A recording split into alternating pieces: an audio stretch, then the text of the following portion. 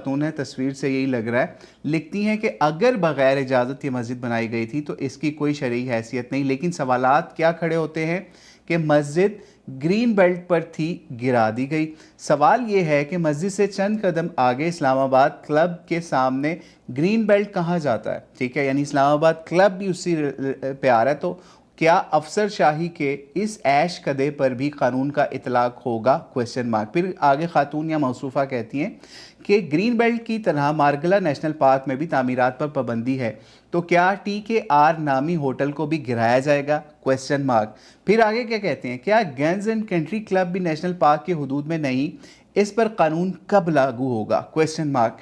کیا فیض آباد سے اسلام آباد داخل ہوتے ہی جو پولیس کا دفتر ہے جہاں لائسنس جاری کیے جاتے ہیں، کیا وہ بھی نیشنل پارک میں ہونے کی وجہ سے غیر قانونی نہیں؟ Question mark. کیا گرائی جانے گئی مسجد سے لے کر اسلام آباد کلب تک جتنے بھی ہوٹل ہیں سب کے سب نیشنل پارک کی زمین پر نہیں؟ تو یہ کیوں قائم ہے؟ ٹھیک ہے، یعنی وہ بھی اگر یہی قانون رکھنا ہے تو پھر ان اپنے جو پروردہ ادارے ہیں گورنمنٹ کے، ان کے اوپر کیوں یہ والا معاملہ بلڈوزر کا نہیں چلایا جا رہا؟ آگے یہ کہتی ہیں کہ یہ لیز کن طاقتور لوگوں کے پاس ہے، کیا اسے بھی منسوخ کیا جائے گا؟ کیا شکرپڑیاں کے اطراف میں قائم تمام دفاتر، تمام ہوٹل نیشنل پارک میں ہونے کی وجہ سے غیر قانونی نہیں؟ کیا قانون میں صاف درج نہیں کہ نیشنل پارک میں تعمیرات نہیں ہو سکتی؟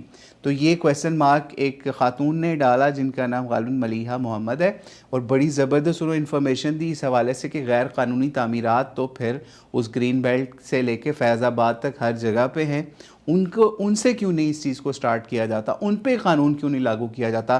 اس پولیس کے دفتر کے اوپر کیوں نہیں جو انہی گرین بیلٹوں سے ریلیٹڈ چیک پوسٹ ہر چیز بنائی جا رہی ہے، وہ ساری چیزیں؟ تو بہرحال غامدی صاحب نے کیا فرمایا وہ ہم نے آپ کو دکھا دیا، اور اس میں کس طریقے سے فریب کاری کا سہارا لیا گیا، اور وہ مثال نبی علیہ الصلوۃ والسلام کی دینا بہت بڑا ظلم تھا اس معاملے کے اوپر۔ اور ویڈیو کا اگلا حصہ کیا وہ بھی سنتے جائیے۔ اتنی عمارتیں بنی ہیں ان کی کوئی حیثیت نہیں ہے، ان کو اگر حکومت چاہے یا ان کے مالکان چاہے تو وہ خالی کرا سکتے ہیں۔